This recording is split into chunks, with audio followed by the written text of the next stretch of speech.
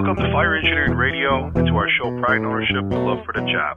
I'm your host, Chief Rick Lasky, and today we're actually doing part two of what we were talking about as tradition and ceremonies in the fire service. And our very, very much special guest is Professor Glenn Corbett, Assistant Chief of the Waldwick, New Jersey Fire Department and Technical Editor for Fire Engineering. And Glenny, welcome one more time to the show, buddy.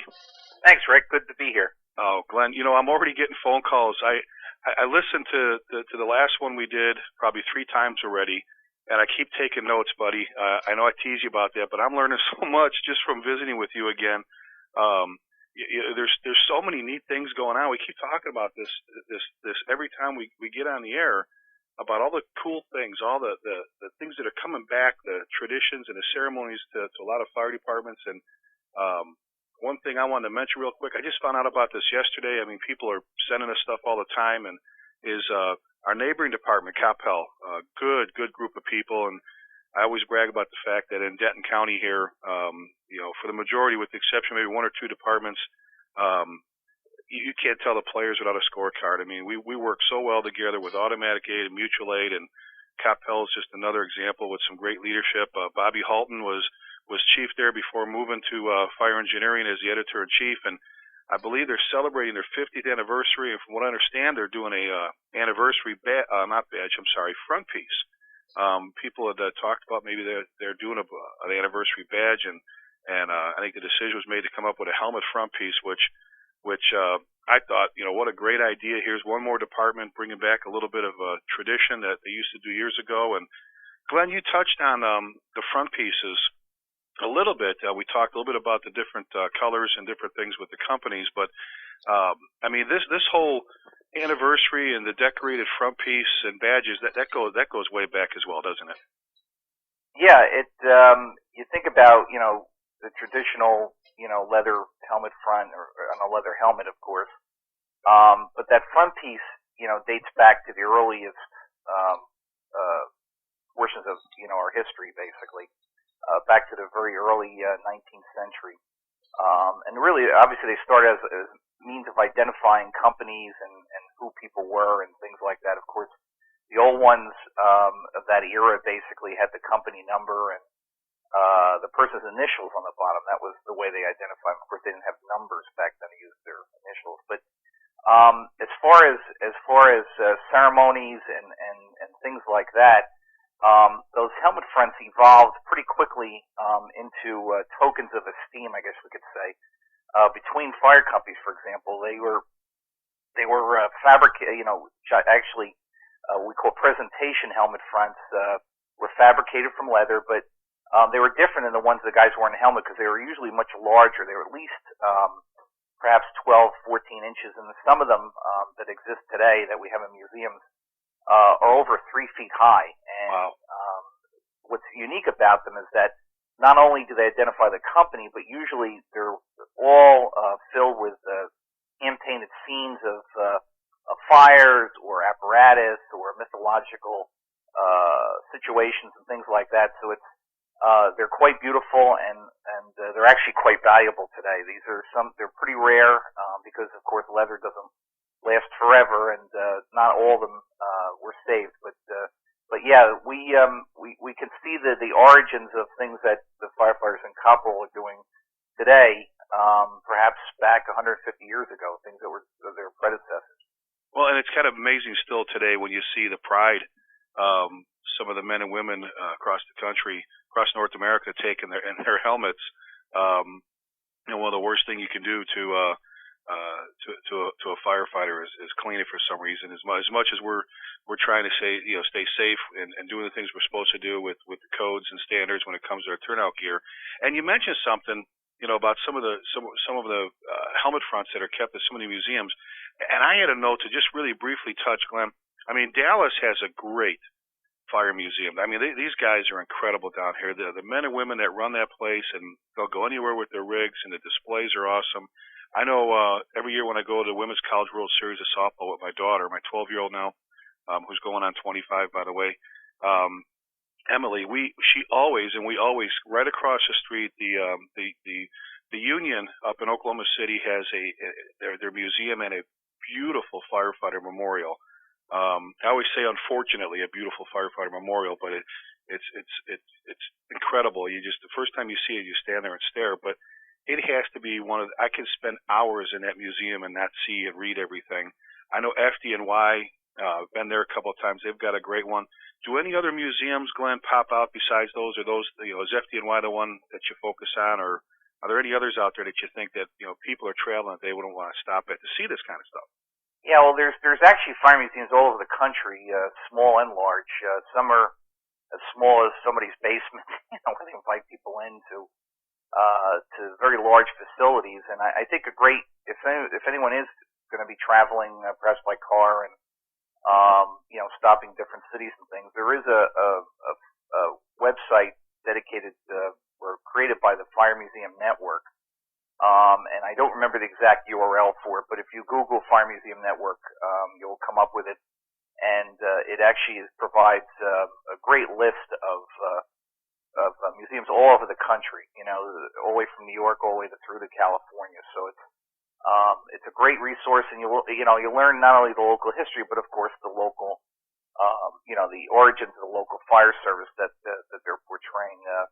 The website, it's a great website, by the way. There's a lot of interesting things on here. It's actually created by a guy by the name of David Lewis out in Aurora, Illinois, who runs the Aurora Firemen's Museum. It's another beautiful facility and things. So our history's all over the country. And the funny thing is about it, Rick, is that you think about museums dedicated to different professions. The fire service is one that we've got tons of these museums out there and everything. You don't see the Museum of, unfortunately, not to degrade garbage men, but you don't see the Garbage Men Museum, or you don't see a heck of a lot of prison museums or anything like that. So the fire service is such a unique entity that with its historical origins. And Glenn, you're exactly right. I mean, I know in Coeur d'Alene they have the North Idaho Museum, and that encompasses everything that's went on in North Idaho with the silver mining, gold mining, the timber industry. And I know they have a big section in there on the wildland end of things, and the Pulaski tool, created after that, and after tragic fire where he saved some of his guys but lost some of them. But you're right. I mean, the Texas Rangers have a pretty cool museum down in Texas, obviously for the those law enforcement officers and everything. The history, it's pretty dramatic with them. But you're right. The stuff across the country, and I always, if I see one, I always try to stop. And every time I go out and teach, Glenn, I love when guys want to show you their antique rig. And what's neat too, and I'm sure you're seeing this as well, a lot of the firehouses. I mean, we're building one here right now that's going to have the bifold doors. We're putting a watchtower. I know we're going to talk about that in a little bit, or a little bit later. The watchtower. It's going to be the old-looking firehouse. Say hook and ladder above the ladder truck. It got the red lights on the front and all that stuff. But what I'm seeing a lot more is these departments, when they build these new stations, Glenn, they're actually building a whole other bay or a wing onto the firehouse where they have their antique or one of their antique rigs parked inside with like a mini museum, if you will, with all their artifacts and gear and a watch desk and everything else. And I mean, do you agree you're seeing more and more of those pop up as well?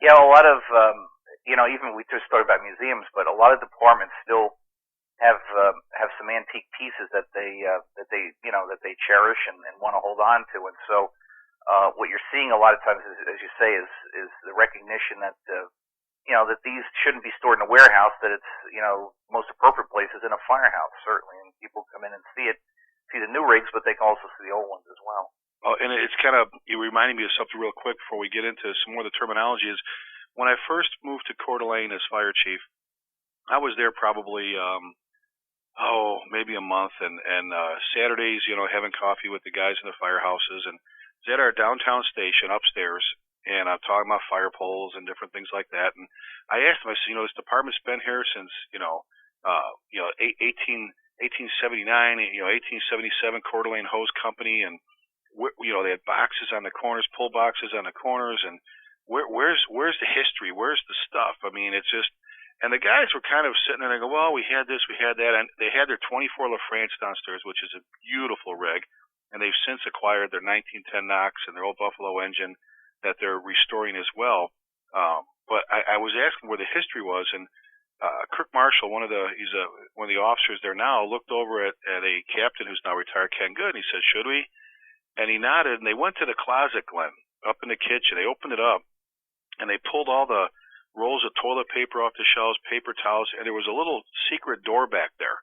They opened up, and inside there, Glenn, they had the original speaking trumpet, the original journal, the Joker stand, the life net. I mean, it was just absolutely incredible. And what had happened, Glenn, is several years before that, they had someone in there that was selling off their history, was actually, selling it to antique people and to buddies and giving stuff away. And so many times you see people giving away, I say throwing away their heritage.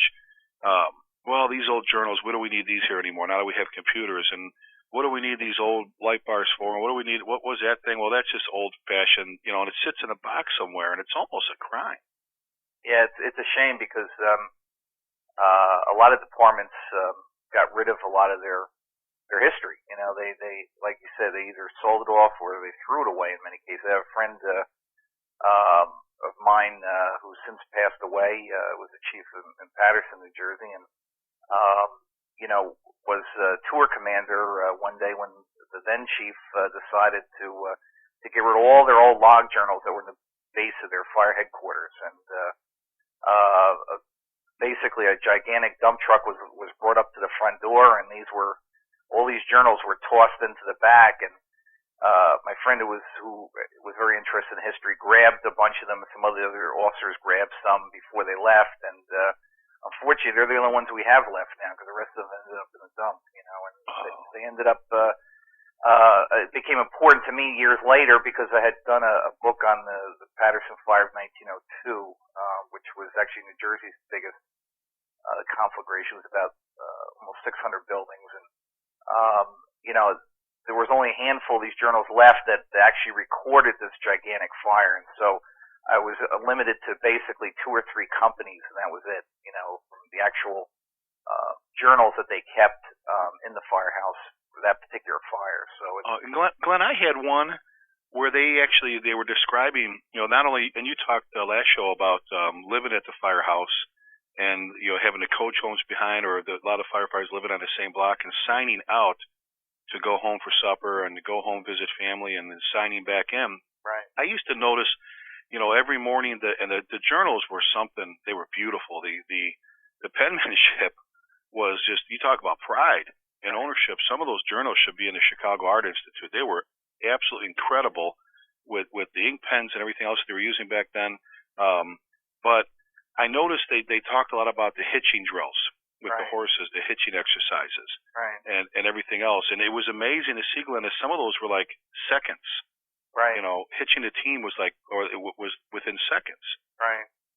Yeah, they're really a glimpse into the past. I mean, for years, because I've been a collector for a long time, and for years, these journals, especially ones in New York City and things, were considered to be sort of like a dime a dozen kind of situation, back 20, 30 years ago. But now, they've really come into their heyday, basically, and they've become more valuable, not only financially, but I think a lot of people recognize that, like you say, that to see how things were done back then. I know, you mentioned the penmanship and how, they recorded everything that happened in the firehouse. If someone came in to visit, or if a chief came by, or obviously if an alarm came in, they'd actually, in our cases in New Jersey, would change the pen to a red pen rather than a black one to identify the alarms and stuff. So, like I said, they are the department's history, and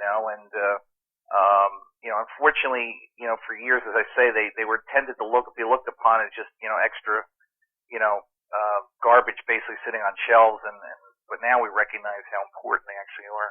Well, and we have to clear those things out was the big thing. Just like the 2 books we talked about, The Romance of Firefighting and Fire in America, you can walk into, some of the chiefs have been around for a while, and you can find those books all dusty on a bottom shelf somewhere. And I'm like, that's the one that should be sitting at the kitchen table once in a while. That's the one that you should require a company officer or that captain on drill night and that volunteer department to go, okay, I took one thing out of this book, and we're going to talk about it tonight.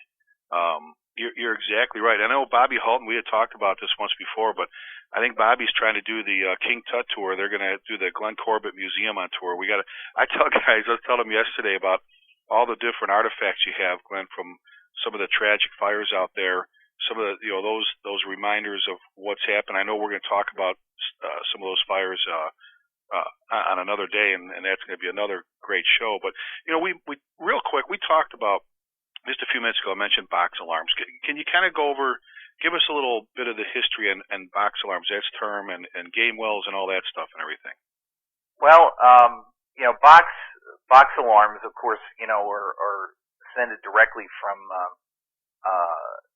the prowlers or the night watchmen who walked our older cities in the early 19th, late 18th centuries, basically looking for fires. I mean, it was the responsibility of alerting the fire department and getting the fire apparatus moving, was the responsibility of these people who walk the town at night, basically, especially.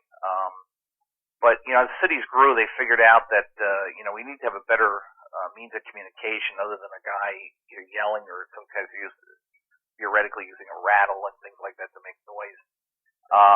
So they need a better mechanism of communication for fires. And so by the mid 19th century, the telegraph comes into play. We all know Samuel Morse and the Morse code and things like that. But a guy by the name of Channing, Dr. Channing up in Boston, got this great idea that maybe we could apply the telegraph to fire protection, and specifically invented essentially the telegraph fire system that we even know today. A system in which individual fire alarm boxes, and that's what they've literally been called since day one, since the 1850s. They would basically be located on key intersections. They would be given a specific numerical designation. It's kind of funny, the original ones in Boston were Channing, these first systems were installed in Channing's design. They didn't have, as we know today, like a spring wound mechanism to transmit the telegraphic signal. In those days, the first ones you actually had to turn by hand. You actually turned a wheel inside the box, and they quickly figured out that people who were looking at a fire were fairly excited and basically turned the wheel so quickly that the numbers kind of got jumbled together. Okay. You had to actually crank them like phones? I mean, yeah, they actually turned them, and so when you had a code of box 321, if you turn that wheel too quickly, the 3 blended with the 2, which blended with the 1. So they quickly figured out they have to have some kind of independent mechanism. So that's where the pull lever kind of came into play, and they figured out that this way, a person pulls a lever, they can go back to what they're doing, go back to the fire, whatever, but that the signal would be transmitted in a more uniform manner. And so that those boxes, basically from the point of the time of the Civil War, have essentially not changed a bit since then. I mean, they've improved upon them. They have McCullough circuits now, which allow signals to be sent when there's broken intermittent lines, perhaps are dropped. Non-interfering boxes, which are basically allow for coded signal to be sent across the lines without one box, not overlaying on top of another one, so that the numbers get scrambled. So, I mean, there are specific improvements, but it all still comes down to that coded wheel, basically. Well, and Glenn, and I remember when I had, my little mini museum when I was up in Chicago, and when I first got into hooking them all up to the Joker stands I had and getting in there looking at the wheel that had the notches and playing it out.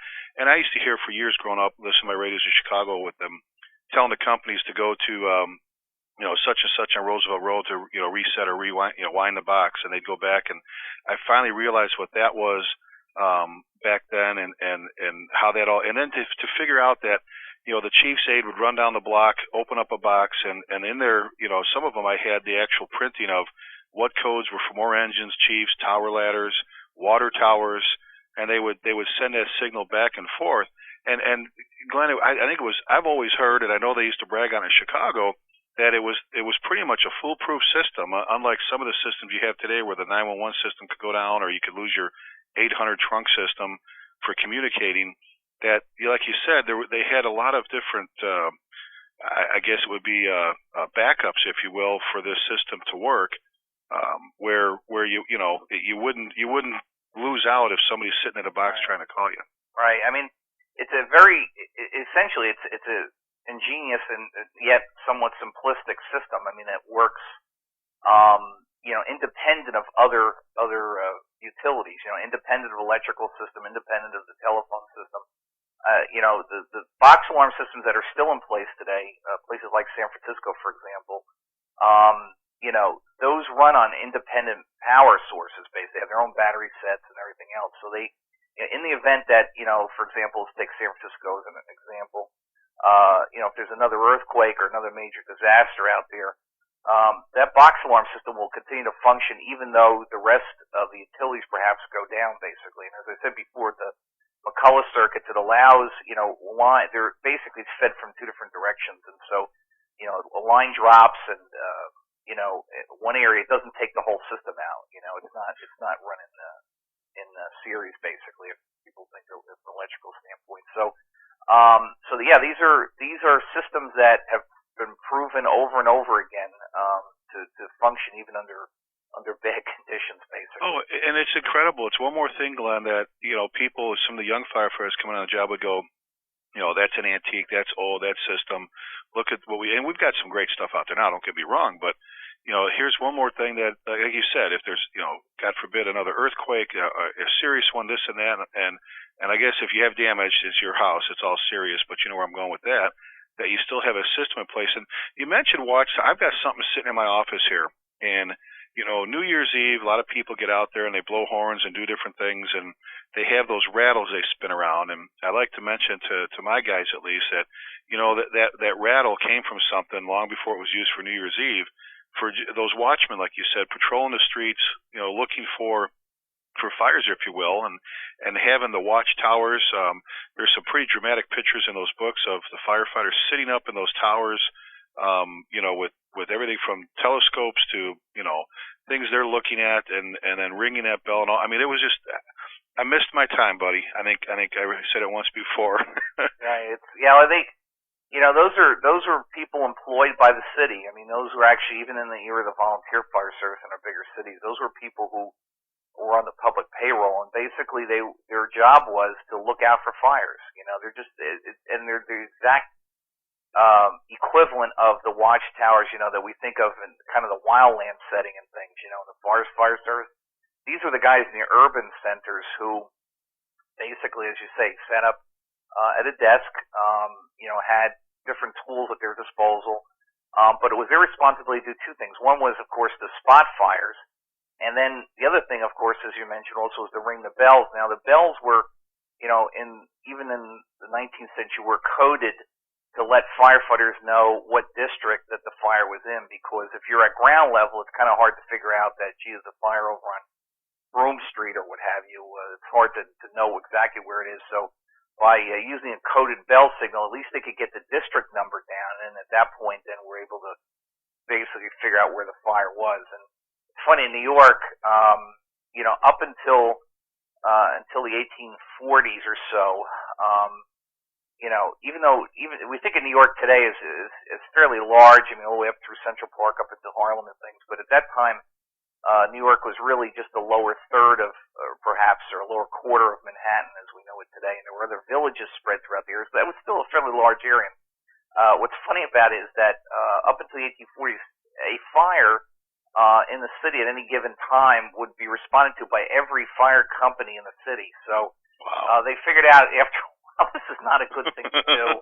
And so they came down into these districts and the coded signals. And that's really where we talked about the box alarms earlier that we use today. When someone says we go to a box alarm, even though there's physically perhaps not a box there anymore, it was a system of allowing us to organize responses around specific geographical locations.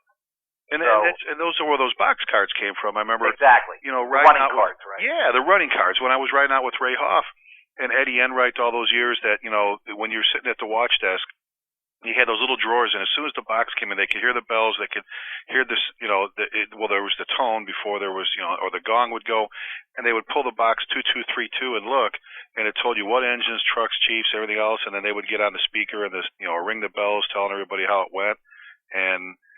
God, what a cool time in the fire service. Yeah, unfortunately, we've kind of lost those written cards. I mean, it's all been now translated onto computers, and the computers is basically still doing sort of the same thing, but. And some of that, we've it's progress in one way, but it's just, but if we don't talk about that stuff, Glenn, if we don't tell people, sure. And you and I have said this for years, in fact, let's go back just for a second. When we mentioned last show that we did the program Tradition a couple of times at FDIC, and we had a great time with that. Glenn, what was your thought? Why did you want to do that program in the first place? What was the mission or the goal of that program, if you will?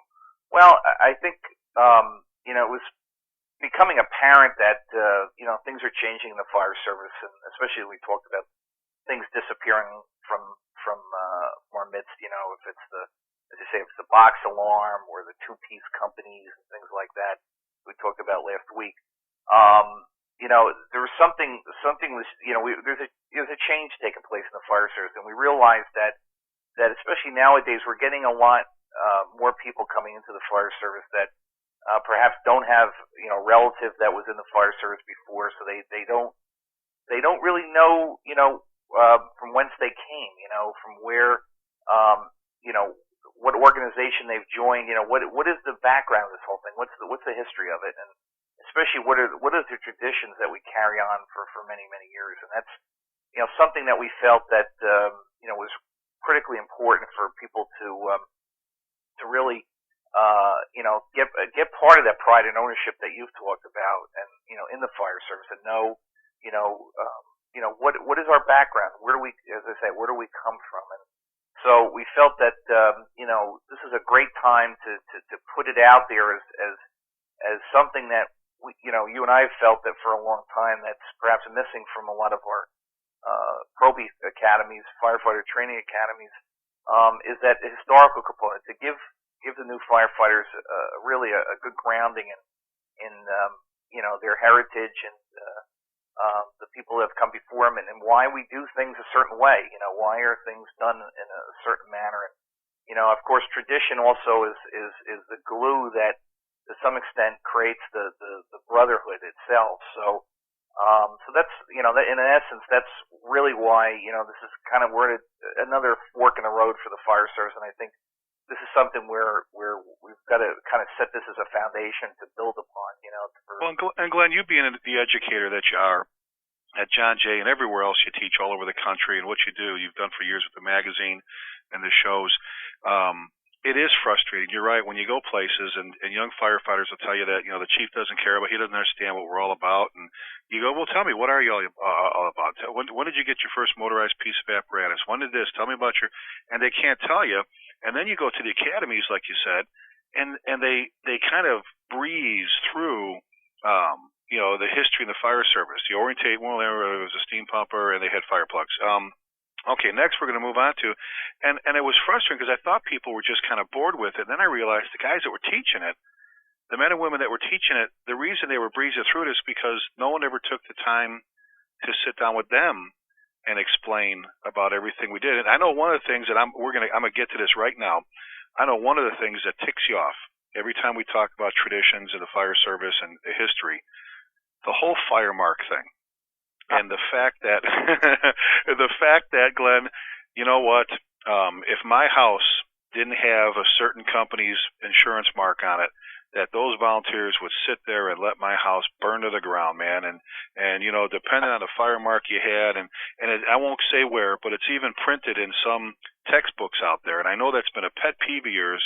So let's set the record straight right here, brother. Yeah. Well, go ahead, pal. It is to some extent a footnote in history, but the funny thing is the things that we carry forward, and you're right. There's some of the new firefighter training manuals, basic firefighter 1 handbooks, talk about the fire mark, and the fire mark basically is typically metal, though the earliest ones are made of wood and metal.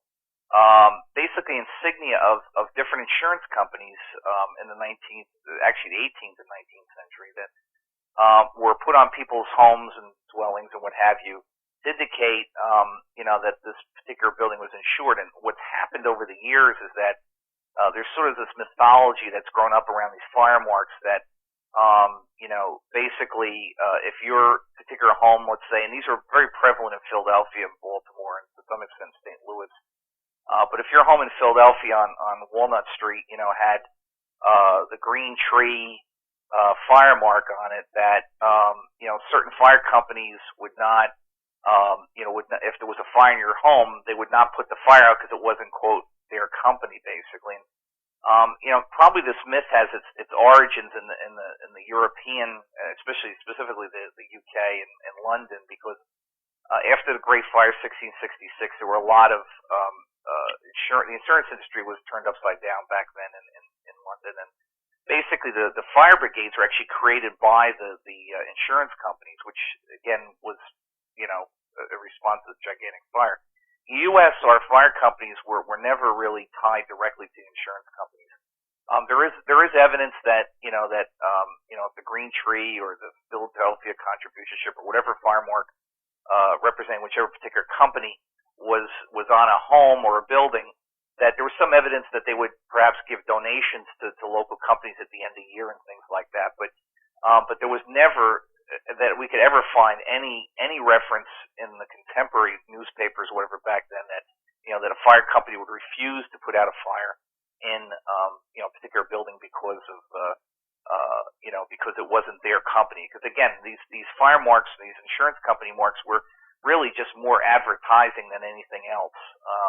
And not everybody had them, right, Glenn? I mean, no, you didn't have to have them. You didn't have them by law, and not every building had them. So that's why I say this craziness of thinking that, oh gee, the Union Fire Company or the Wekaco Hose or whoever would look at this particular building and know that, oh gee, it's got this mark on it, we're not going to put the fire. That's a bunch of baloney. And unfortunately, it's been perpetuated through the years, and as I say, it's in current, essentially brand new Firefighter 1 textbooks out there today. Now, I do have to say, and I won't use this too much of a commercial, but Fire Engineering is producing a brand new handbook for Firefighter 1 and Firefighter 2 training.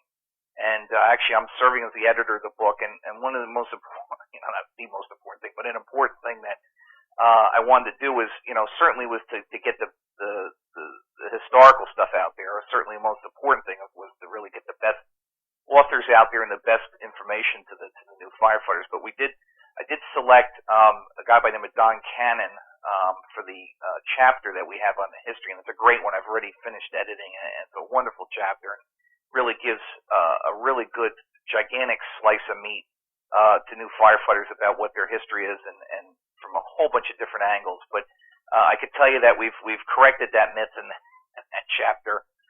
Don, by the way, for those of you who are looking for books, I know Rick, you mentioned earlier, Romance of Firefighting, Fire in America. Those books, have been around for several years, and they are probably the top ones to really get guys into understanding our history and things. And another one I want to add to that list is called The Heritage of Flames, which was produced in 1977 by the same author, Don Cannon, and it's a wonderful history of the American Fire Service right up to the American Revolution. He'd always intended on doing more volumes, and he and I have actually talked about that, of continuing that.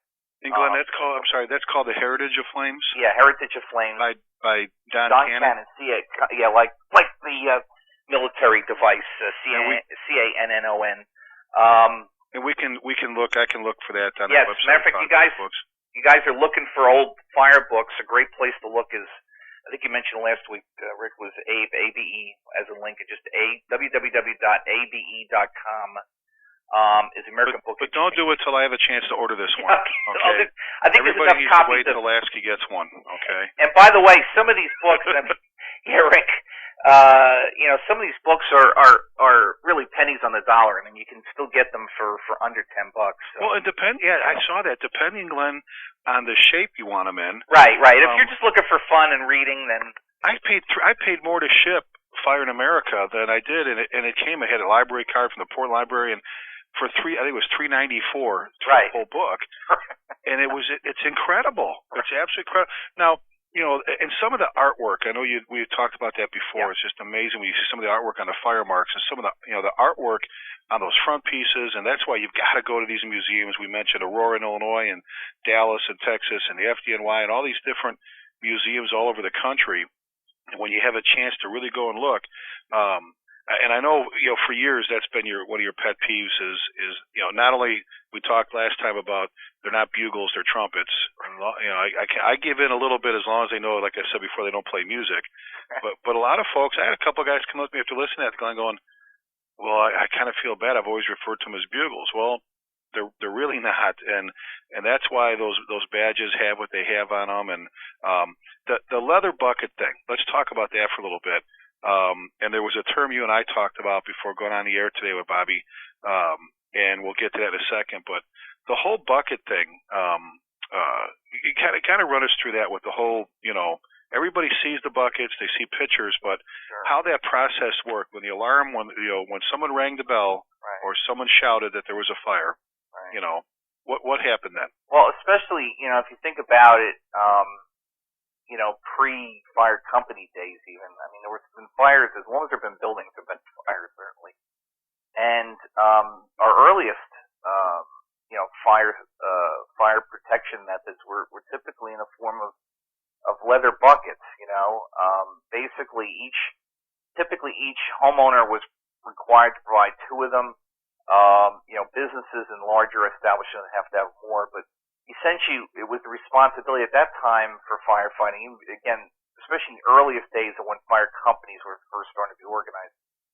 Prior to that, it was basically everyone's responsibility for firefighting. So they would, when there was a fire, they, basically, run through the town telling people where the fire was, to bring out your buckets, and of course each family would go to wherever the fire was and would essentially create that proverbial bucket brigade that we wouldn't they sometimes yell, throw out your buckets? And right, if the man of the house wasn't home back then, whoever was going to do it, people would throw their buckets into the street, they'd be scooped up and ran down to the right. And then the unique thing about the buckets is that, and we talk about folk art, and unfortunately, being a fire, an amateur fire historian and collector and stuff, the folk art people have kind of consumed our collecting, because these things are really so beautiful that they're looked at more from the folk art standpoint than they are from the firefighting standpoint. But these buckets, just like the helmet fronts we talked about and some of the other things, were done up, in some cases fairly simplistic, just the person's name painted on the bucket, but there's a lot of them out there that have unbelievable artistic expressions on them, in terms of fire scenes or, hand in hand or whatever. And, with the names, for example, the not only the person's, the individual's name on it, but the date typically when it was made. And so these are, this is, and of course it was a utility aspect to this as well, because once the fire was out, we had to figure out whose buckets belonged to who. And so if your name is on them, they obviously could be returned. And Glenn, one other thing, didn't they often, in a lot of communities, after that was done, they would actually, announce, yell, scream, whatever they're going to do, shout that, they would, the buckets could be picked up at like one spot. You could come back and get your bucket from that spot. Right. And so this way you knew who belonged to who, basically. And Glenn, one more thing, and this is kind of fun, because this is another one of those, we talked about the terminology, runs, and we talked about that. A lot of young firefighters say, I had 10 runs yesterday or whatever, and we talked about where that came from way back when. There's another term out there that, let's say Rick Lasky is in his suit and tie, and he's walking down the other side of the street when, someone's got a line going with the bucket brigades, and I decided that what I've got to do is a little bit too busy and too important to stop and join in with the bucket brigade. Is there anything that would happen at that point?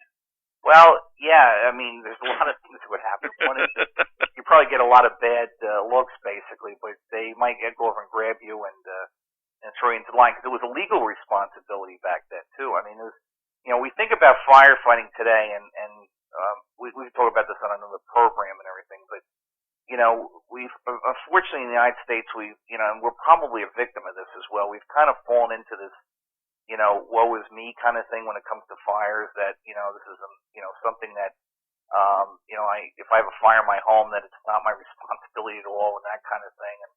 But back then, 200 years ago, things were a lot different, and you not only had a responsibility of not having a fire start in your home, but you're also the responsibility when one did break out, that you would have to participate in putting it out, basically. And so if Rick Lesky was walking down the street, besides getting the bad glances and things like that, he might be just drawn right in and be yelled at and called a slacker. What have you. So, there you go. The term slack. Yeah, you were deemed a slacker. Right. We talk about slackers, and if oh, he's a slacker, she's a slacker. They don't do their, pull their end. I mean, and you could actually, Glenn, they could fine you if you had a fireplace or a fire that started in your chimney. Yep. They could fine you for not taking care of those things. And think about that in today's terms, right? I mean, we tend to fire is a different animal today, and I think a lot of it has to do with the fact that insurance exists and things like that, because we don't have an 18th or 19th century mentality about fire, which was fire was back in that period of time was much more of a threat, for example, than crime or anything else. So people respected fire, and there were a lot of what we would consider to be unusual laws today that held people accountable for having fires, but that's not the way we are today. But I just want to throw up one other thing too, another term here. We talk about hook and ladders, for example. Yeah. One of the earliest methods of firefighting, besides the buckets, which obviously, as everyone can think about, is pretty ineffective, unless the fire was relatively small. But it's all they had, basically, because it wasn't until Boston imported its first engine, I believe, in the 1680s or 1690s. I'm not sure. I'd have to look it up. But that one, their first engine didn't have wheels on it. It had to be picked up to the fire. You're kidding me. Now, New York got its first two engines in 1731. So, but there was still things going on before then, and so we were relying on those buckets. But one of the terms when we talk about hook and ladder, ladders have been around the fire service also from the very beginning, and so have the hooks. Now, the hooks that we think about today are, a pike pole or something along those lines, or anything for opening ceilings or whatever. They really have their origins in a much longer hook, and much larger hook that were actually used to pull buildings down, basically, to create fire breaks. And they did that. I read they did that in Jamestown. Right. And they were whaling hooks. Right. Before they were pike poles that they used to whale. Yeah. I mean, they were doing exposure control way back then. Right. And the ladders that they used back then, because they would try to protect the exposures. They would try to pull either the fire building down, or more often pull adjacent buildings down and create these fire breaks. But the ladders themselves also were important at those beginning days, to get up on roofs and try to extinguish roof fires and things along those lines. But what's funny about it is that those ladders also didn't come on a ladder truck. They were carried by hand. So there were ladders in buildings. They'd have, just like you would have one in your garage, you'd have to go up and basically grab the ladder off the rack and run to the fire with the ladder on their shoulder. So we've come a long way, Rick. We've come a long, yeah. When the guys are riding the ladder truck, that just cost them like $800,000-$900,000. They don't have to carry. You don't have to carry the ladders anymore. Well, and I know we're bouncing around all over the place, but I just love this stuff, Glenn. You mentioned the knob before. Whoever was in the knob last show about with the end of the pipe, that kind of thing. It was the nozzle man, I guess. If you the leader, being the hose itself. A lot of times they were called leader hose and stuff, which were really the first engines that had the leather hose we talked about last week. Of course, were on small reels and on top of the engine, and it was usually only about 100, 150 feet, and that was about it. So you couldn't go very far for it. That's, of course, we talked about hose companies that were created in 1803, and Philadelphia was the first hose company that brought larger quantities of hose to the fire. So, and those hose companies, that was not, I know we talked last show about you had the engine. If you look at the pictures, you would see maybe a couple lengths of some suction hose. Right. And especially on the steamers later on, that the steamers only carried the suction hose. That was it. There was no attack lines on that steamer. You had to get the hose to, exactly. And I was at a department years ago where the rig came back from being in the shops, and they had taken all the brass off it so it wouldn't get stolen. And the guys a little bit too busy, a shift change to make sure. We went to a fire, and we ended up with nothing on the ends. I said, unless you can put your thumb over the end of that, are we trying to be like the olden days where we're waiting for the rest of the stuff to get here on another rig? Right. But yeah, and we mentioned, we talked about workers, working fires before we mentioned, workers, and we actually use that term here, Glenn. If on a one alarm, first arriving companies they report of a structure fire, they deem it a working fire. They say working fire, and that's like the 1075 in New York. That gets us, duty chief to the scene, maybe another company and all that. Sure. And I know John. I love when I'm in the Bronx with John. They still, he'll tell the companies go ahead and take up, and those types of terminology, but. You mentioned we were talking about the little hard suction on the steam, the steamers.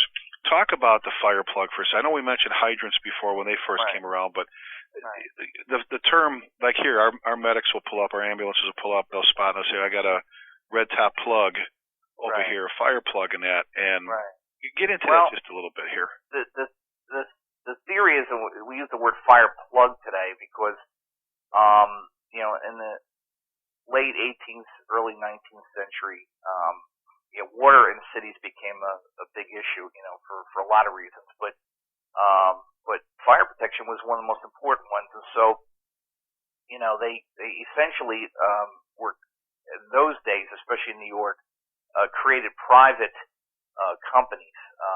One of them being the Manhattan Water Company, which was actually created really, for all intents and purposes, by its originators. They wanted to create a bank, and the state of New York would not allow them to create a bank, so they created a water company, which essentially became a bank. And that Manhattan Water Company really didn't do a heck of a lot of work, as far as water goes. But the funny thing about that Manhattan Water Company eventually became part of Chase Manhattan Bank that we know today, basically. In New York, it had its origins as a water company, basically. But those early water companies, what they did provide was, hand-hewn logs, basically, tree trunks, which were hollowed out in the center and joined together with pitch and basically laid in the streets and were connected typically to an elevated tank. And that was essentially your water supply for firefighting. And the word plug, theoretically, and again, there's not a lot of this written up in the contemporary journals of that time period, but it's believed that what happened was, especially before the actual the hydrant, a hydrant that we would consider, like we know about today and everything, before those were created, they actually the firefighters would actually find these logs basically buried in the ground. They would drill down into the log. Of course, water would come out, and basically they would be able to drop their suction hose into this growing pool of water on the ground, basically to be able to draw water out of it, and of course then light the fire. So the thought is that once the fire was out, that they had to stop the water from flowing, so they have a piece of wood that they would jam in there, i.e. a plug, basically to plug the flow of water and stuff. And supposedly that's where the term came from. But one of the things that I've told Kenny Gabriel, the chief up in Coeur d'Alene, my buddy and my brother, I said, if you ever want to get me an incredible Christmas present, you got to go into your water department director's office, and you need to ask him that he needs to let go of that. He's got a piece of a wooden main with the metal banding around it, the wire, with two plugs in it. It's all, shellacked up and everything, but I'm like, oh, there it is. I mean, they still dig up from time to time, even in New York, digging up in lower Manhattan. They'll still dig up these old tree trunks. And, Philadelphia, the same thing. Because that was, before you had cast iron, it was the next material of choice, basically, for water supply. Before you had the cast iron, they were using wood, and that's where the plugs came into play. The first hydrant, I believe, was in 1807, if I'm not mistaken, right there with New York. It didn't look exactly like today's hydrant, but in essence, it performed the same function. Well, and Glennie, I know, like I said, we keep bouncing around. We talked once before about leather lungs, but you mentioned back in London, and I know you've talked about this before. I believe was it during World War II, where they had so many firefighters they had a hard time recruiting because of how many were killed. Sure. During they were losing just firefighter after firefighter with the bombings and the fires and everything. Right. Is there a reference that is there anything out there that they can look up and try to buy, or is there a book that was written about that period or that time? Well, there's a new one, and unfortunately, Ricky caught me on this one because I don't remember the name of it, but there's a brand new book about the first day of the Blitz in London. It's on the bookshelves right now. I mean, it's only been out for a few weeks. So if you go to local Borders or Barnes and Noble, and I wish I remember the name of it at this point. Well, I've got a Barnes and Noble gift card that my son got me. Okay, well there's one, and it's literally a whole book written about the first night of the Blitz in London. And of course, there's a big section there about the firefighting because this was an aerial assault on London by German aircraft, basically, and set innumerable fires throughout London, basically. And it was just a siege, basically, onto their city. And of course, the fire service became, an important part of that. And if you look at, the role that firefighters have played in wars, basically, I mean, you look at the situation at Hickam Air Force Base in Pearl Harbor, and there's a whole history of the firefighters who were injured and killed, basically, as a result of the Japanese attack in 1941.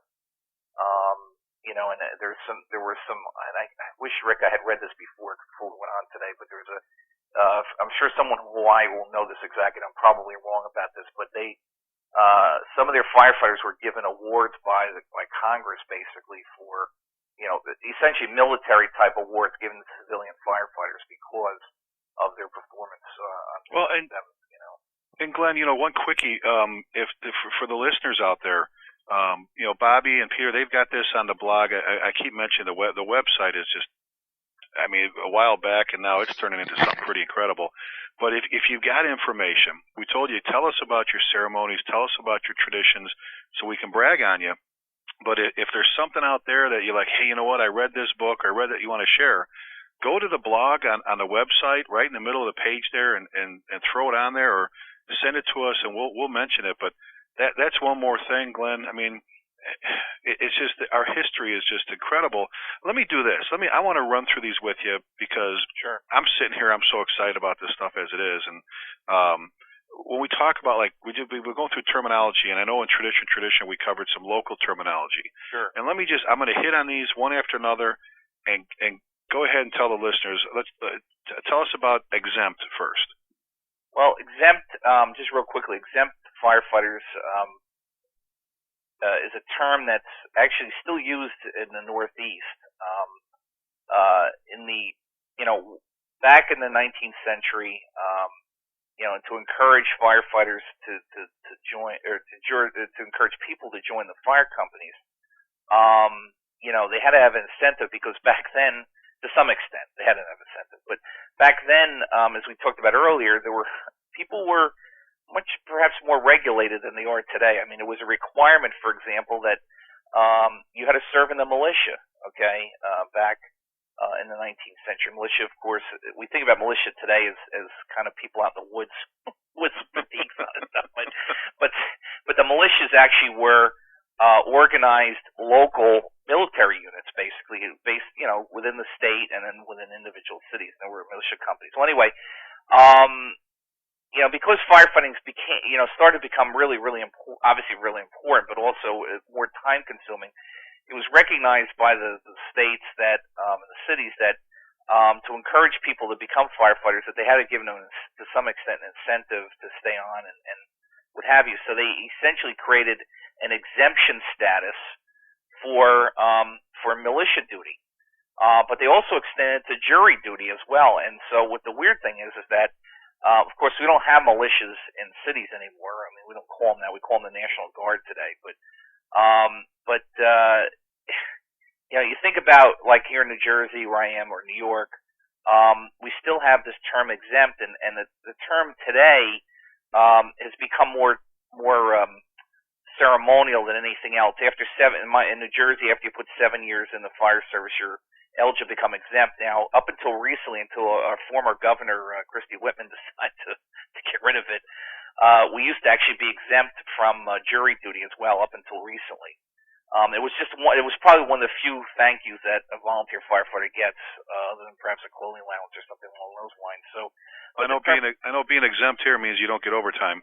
Right, exactly. And now we think about exempt as to do with civil service, non-civil service, things like that. But the term exempt, actually, even in California they used it, because California, especially in San Francisco, they used to follow the New York model. So, But yeah, the term exempt has sort of gone into the history books to some extent. But that's something we use today. Okay, next, Jake. A Boston term for firefighter, basically. It's a very New Englandish kind of term. Exactly. And I know New England people are going to be mad if I try to explain what this is, but we'll just leave it at that. We'll say it's a Boston area firefighter. Well, and we're trying to get it here. Curtis Burt, you know Curtis, my brother, and longtime instructor at FDIC. He and Danny McDonough are doing the firefighter safety survival programs that they've taught with us forever. Sure. He named his son, his firstborn, Jake. Named him Jake. So, okay, next, loom up, and in full bloom. Well, the looming up, I think, is probably from your neck of the woods in the Chicago area. I mean, I think that's where that's really came from. I know in full bloom is one that I had put down because that was something that was new to me when I moved to San Antonio in Texas. So that's a term that I think they still use down there and everything for working fire, basically. Okay. From that area.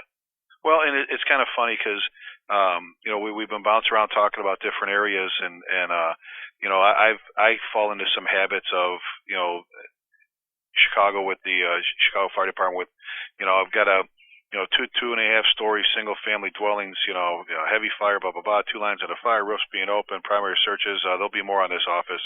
In New York, they're going to talk about doubtful. The doubtful will hold things, kind of telling you that it gets the office, I think the alarm office, looking at the next card and telling them, okay, we might be going one more alarm on this.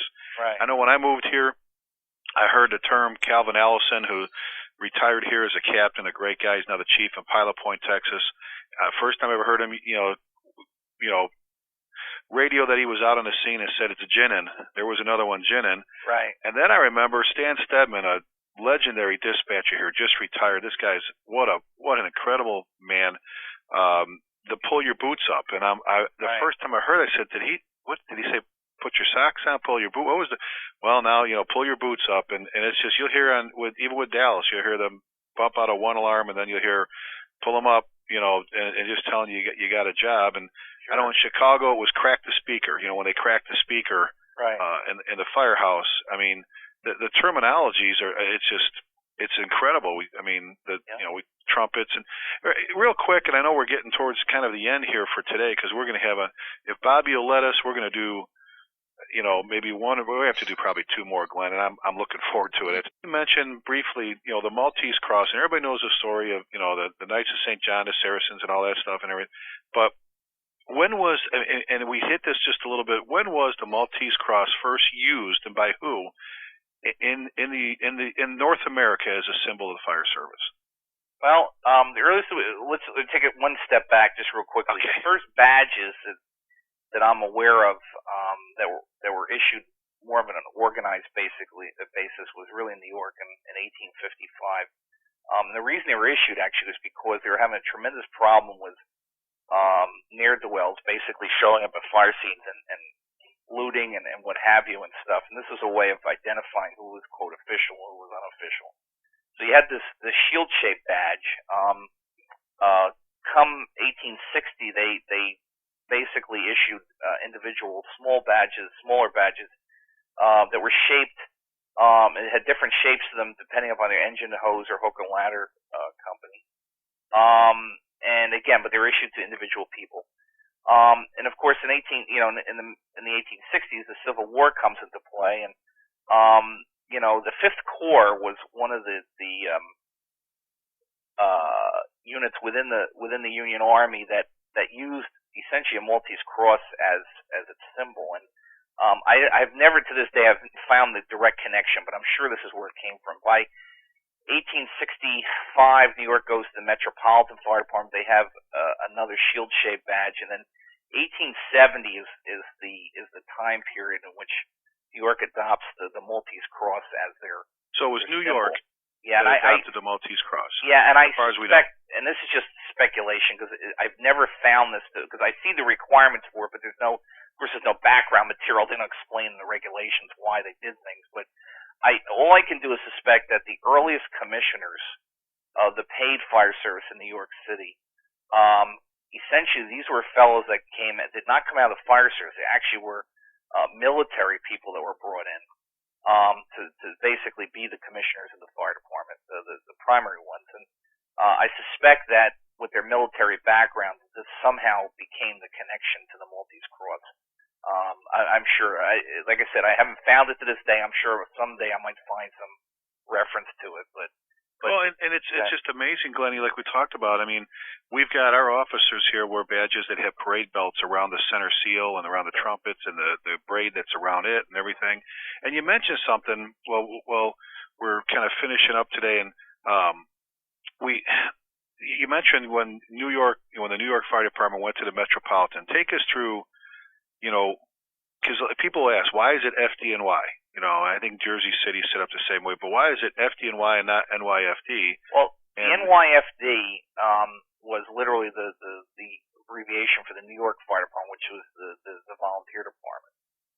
The New York went through a transition in what they called the Metropolitan Fire Department, which was actually a state-organized fire department. Okay, the state of New York came in and said, we're going to change this from a volunteer to a career department.